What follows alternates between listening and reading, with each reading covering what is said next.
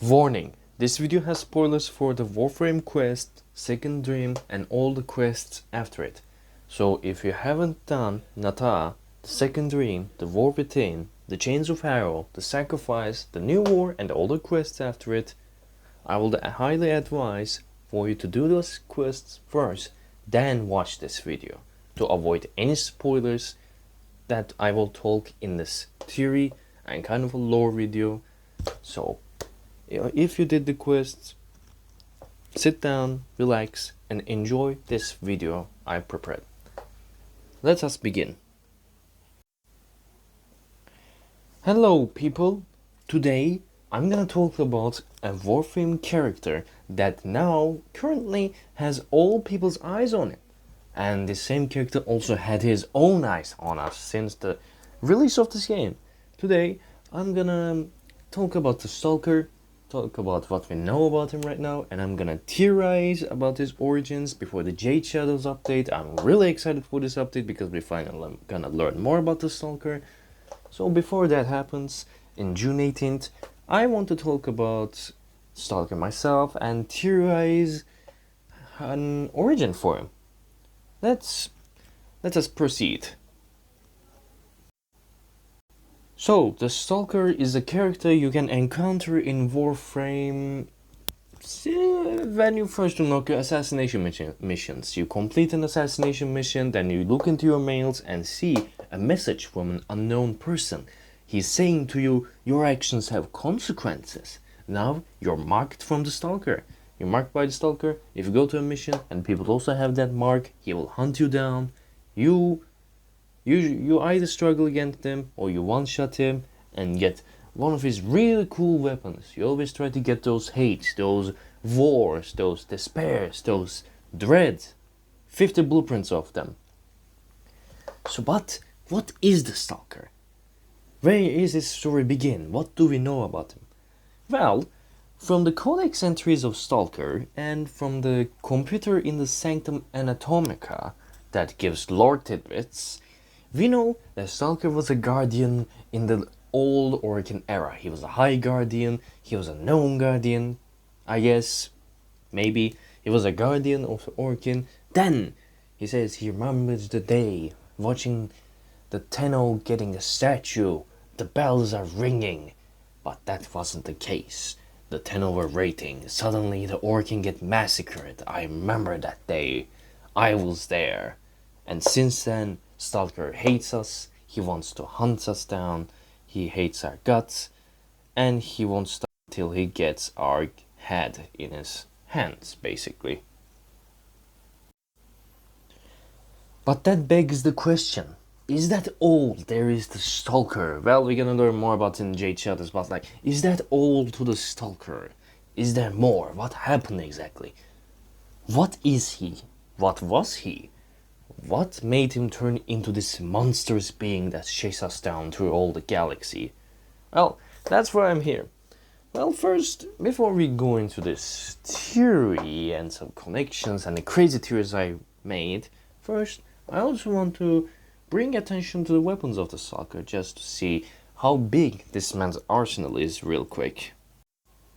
As you can see, our big man Stalker has 5 weapons. 2 of them appeared in the cinematics, one being Hate in the New War and then one being the Warblade in the Second Dream.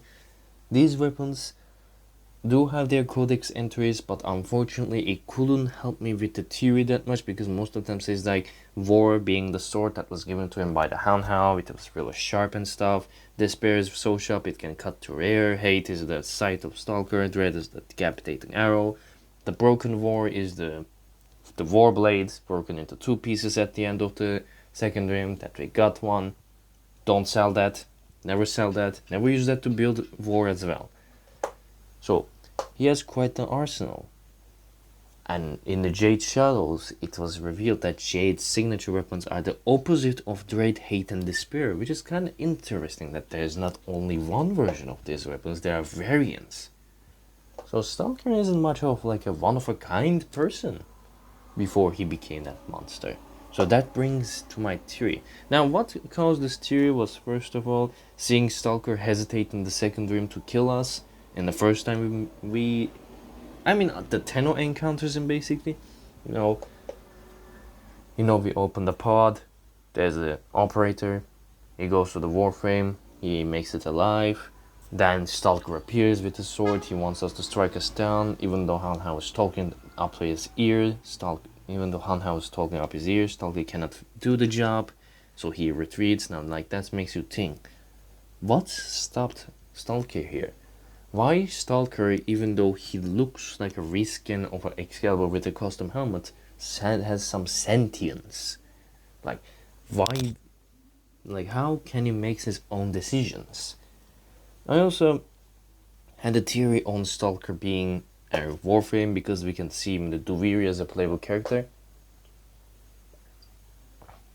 Now I know that Stalker himself, we are not sure if he is a warframe or another type of being, and we know that theory is a alternative, like a pocket timeline in our regular timeline because of eternalism, but still, being able to play as him kind of raises some question marks. Think maybe making us think he might be a warframe after all. And that's where my theory begins. So, let us begin the theory. Our theory begins with a man named Ballas. You guys probably know this piece of trash from the quests you played. Ballas loves to experiment. After all, he made the warframes using the infested strain, making people willingly or unwillingly into warframes, melding them, mutating them, without turning them into zombies. There were a bunch of generations of warframes, like puppets ones, the ones controlled by the tenno, some of them being like sentient and stuff. So Ballas was keep experimenting, and one day a Dax soldier tried to expose the Orcan's wrongs, and we know what happened to him. That was the man who turned into Excalibur Umbra. While turning this Dax soldier to Excalibur Umbra, Ballas used something called the umbral transference bolt. Now, the regular transference bolt makes us, the operator, connect into the warframes, like regularly, generic transference, we combine with them, we control them. But umbral transference bolts, however, has a difference in them. A warframe that has an umbral transference bolt installed can keep a single memory in their mind on repeat. Ballas used this to torture this Dax soldier while turning them to the Excalibur Umbra by making their memory that they keep is the memory of them killing their own son. And we know how Umbra was after that memory keep replaying in his mind. He was mad. In the sacrifice quest, he literally attacks us. He ground slams us, he wall slams us. He is angry. He always howling in pain. He's filled with anger. That hatred fuels him, like so much so he can literally act on his own. So that made me think, what if our guy, Stalker, he was a regular Dax soldier. It's a regular old Dax. And we know that from the War Within quest, the Teshin said to us that Dax soldiers are always loyal to the people they guard. Even though Teshin later killed the Kuva queens, I mean one of them at least. So even though Dax can be real loyal, they can still change their ways. Which is quite interesting, and it's gonna come on later. We stay at that. Now, so let's say in Stalker's codex it does say I was in the distance with the other guardians, then he saw the massacre. Well, that might how it happened, it might be a different thing. But again, what if Stalker was a Dax soldier that was climbing ranks, becoming better, he was really strong, he was a reliable guardian, he's maybe even protecting one of the seven being the 7 Orcans that are known in the Empire, like Ballas being one of them, Tuvul being one of them, Nihil the Glassmaker being one of them. So maybe Stalker was the guardian of one of them, and he was slowly turning into the warframe with Ballas's experiments. What if he was gonna be a different umbral warframe? Because I don't think Ballas will stop at one umbral warframe. Like there will probably be more umbral warframes. So what if Stalker was becoming an umbral warframe, but in the process, the memory he kept because of the umbral transference bolt is the massacre of the Orcan people, the people he promised to protect. Like, he just saw them with his own eyes getting killed, and that hatred just stayed inside of him because that's the memory his umbral transference bolt decided to keep on replay. So that madness didn't drove him mad like Excalibur Umbra. Instead, the pain motivated his hatred towards us, and since he's been here in the galaxy for the longest time, eventually he gained abilities from this hatred with his umbral transference bolts. He can talk to us, he has a muffled talk, he literally says your tenno powers are useless, so he has got some nullifying abilities. And even though his starship, his orbiter was revealed in the Jade Shadows, he can still teleport around. I mean, it's not like a fully teleport. I mean, he does have teleportation with his acolytes, since acolytes are kind of like him. He's like, it's emotions and stuff. We're gonna come to them later. He can manifest himself from the smokes. It's like, does make you think. In time, this guy became stronger, and he was an umbral warframe, and that hatred made him even more strong and gained some skill and stuff. That hatred fueled us, and that hatred also what makes him sentient. The fact, like, he gets, like, even in the new war, like, let me show you a quick clip from the new war when we ask Hunhow to help us. You can see Stalker gets shocked when we ask for Hunhow for help, because, like, even though he's working with Hunhow, he still can make his own decision, which does make you think, right? But then that makes you think, what happened to the operator of the Stalker if he was becoming an umbral warframe, right? That's where I can tell this. In the sacrifice quest, when we finally build Excalibur Umbra, he literally attacks us. Like, through the transference, through the invisibility, he can see us, he can touch us, he can choke us. As you can see right here, like, he literally attacks the operator but decides not to kill them. So that's why in my theory I think maybe Stalker was even more filled with hatred, and since he hates us, he might have killed the tenno of him. Like, if a tenno was even assigned to him at that moment, he probably killed his own tenno, from what I think. Like, that's my answer to the question of if Stalker was a warframe, what happened to his tenno. Like, either his operator tenno also got corrupted with him and is controlling him at the moment, or he killed his own tenno and become his own being. Which will make more sense, because he hates us, he hates the tenno.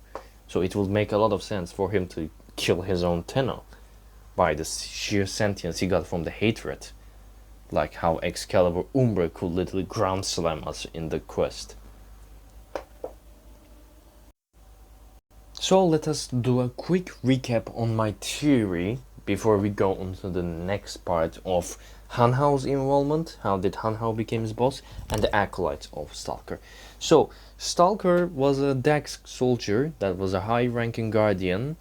He was really known, maybe, probably. Then Ballas, maybe he was the guardian of the Ballas, which will make sense, him turning into Umbral Warframe, but that is where my theory becomes a little stretchy, so take this as a grain of salt from me, for apologies. So what if, like, he was like protecting Ballas, and Ballas was like, hey Stalker, I can turn you into like a Warframe using that Umbral transference bolt I used before. It will make you stronger, it will let you keep a memory, it will give you a good memory to motivate you to guard us forever, battle for us, defend us, you know. But what happened instead was, while turning into a warframe, he saw the massacre of the people he promised to protect with his own life, and he couldn't do anything. So that pure hatred fueled him, and turning into the Stalker that we know now. He probably killed his own tenno. It was if there was a tenno that assigned to him, considering how much he hates the tenno. Like, he even has the voice line, your tenno powers are useless. And then after the fall of the Orkin, he ran away and probably found Hunhow while hunting down the specters of warframes, unless he somehow finds the tenno through the warframes he kills, because in the second dream you can see the head of the Loki warframe he killed. But then he found Hunhow and is working with Hunhow. How did Hunhow suddenly became the boss of Stalker? Why did they decide to work together? Now this is where my theory gets kind of stretchy, but like I said, what if Stalker was working for Ballas?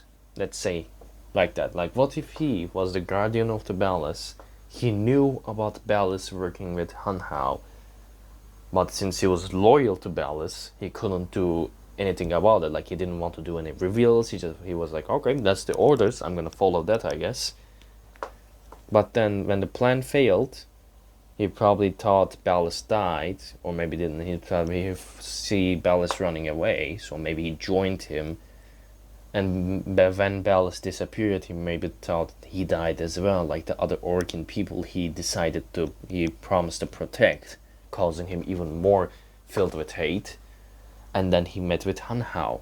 And towards at the second dream, you can tell Hunhow gets his attention, because in the beginning he literally goes like, oh, Stalker, we might have a common enemy, I know what you hate. And Stalker goes like, tenno, and throws the head of the Loki warframe.